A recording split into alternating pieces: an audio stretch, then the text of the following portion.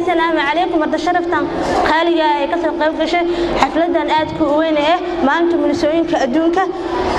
وحنكو سلام يا سلامك متشرف كاسو كلا قال السيدة وسير هذا حلوان هذا قدومياش الدقمة هذا حافظياش أرضي ذا المعلمين تا وملسوين إيه بهذا عافيمات كأنه قالوا جوان حنانا هوسبيتالية استالك بالجدود يدمان هي أذا كله سيدة IRC CBD بشعص وعنكو سلامتي سلامكم السلام عليكم ورحمة الله تعالى وبركاته انت سكبعد waxaa ka tagay bahda saxaafada ee noo haysta shaqada aadka u muhiimka ah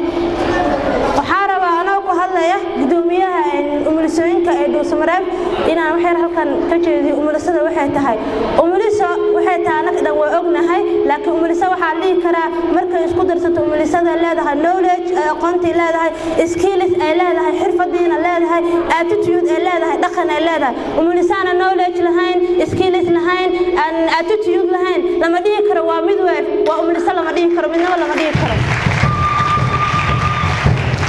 muhiimada meesha ku jirta waxay tahay wayna umulisada attitude leh umulisada wayna naxariis leedahay sanbasi ay leedahay haday umulisada sax naxariis lahayn waxay u dhigantaa iyadoo umuliso ma aan qofku ku soo baahana dhibaato badan kala kulmaysa hooyada markay foolanayso waxay leedahay dabeecad namuud janjiya ku dhaca dabeecada dhan way ka gadisan yihiin waxa laga rabaa waxaas dhan inay dulqaad u muujiso ay waxay u dhabar adeegto laga doonayaa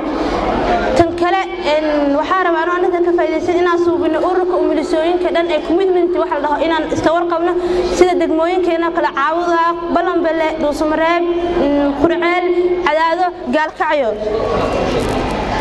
dhamaan toodinaan macnaha aan iska warqab ka suubino iska warqabnaa laakiin ayagoo suubsanayno inta ka bacdi waxaan ku soo go'aynaa halkaas tan kale waxa rabaa inaan ku xuso halku dhigeena maanta meeshan ku qoran waxa umulisada waxay horumar u tahay daryeelka iyo hooyada